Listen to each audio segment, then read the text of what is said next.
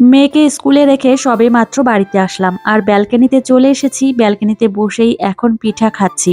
রোদে বসে পিঠা খেতে বেশ ভালো লাগে। 4 দিন বাদে আদিশ্রীকে আজকে স্কুলে পাঠিয়েছি। ওর শরীরটা এখন মোটামুটি অনেকটাই ভালো আছে, কিন্তু ঠান্ডা সর্দি সামান্য একটু আছে। আদিশ্রীকে স্কুলে রেখে সেই বাড়িতে এসে অনেক কাজ আমি করে নিয়েছি। এখন এই গাছগুলোতে একটু জল দিয়ে নেব। সত্যি বলতে এই গাছগুলোর কাছে আসলে আমার খুব ভালো লাগে। আমার মনের মধ্যে অনেক ইচ্ছা আছে যে অনেক গাছ লাগাবো, বিশেষ করে ইনডোর প্লান্ট লাগাবো আর সেগুলোকে খুব ভালোভাবে যত্নও নেব। আমার ঘরের কাজকর্ম হয়ে গেছে, চলে এসেছি এখন নিচে এসেই এখন এই মাছগুলো কেটে নেব। এখানে ফলি মাছ রয়েছে আর দেশি মাগুর রয়েছে। যাই হোক, মাছগুলো কেটে কুটে পরিষ্কার পরিচ্ছন্ন করে ঘরে নিয়ে এসেছি আর অনেকটা সময় লেগেছে।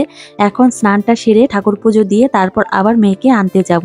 বাড়িতে বসে কাজ করলে তার একটা আলাদা ধরনের একটা শান্তি, মনের মধ্যে একটা শান্তি পাওয়া যায়। যাই হোক, এদিকে মেয়েকে নিয়ে চলে এসেছি বাড়িতে আর বাড়িতে এসে ওর খাবারটাও রেডি করে নিয়েছি। আদিশ্রীকে মাগুর মাছের ঝোল দিয়ে খাইয়ে দিয়েছি। এদিকে আমি আর আমার মামাম সোনা চলে এসেছি রুমে আর রুমে বসেই মামামের সঙ্গে অনেকটা গল্প করছি। আদিশ্রীর সঙ্গে আমি যখন সময় কাটাই তখন এইভাবেই আমার সঙ্গে খুনসুটি করতে থাকে।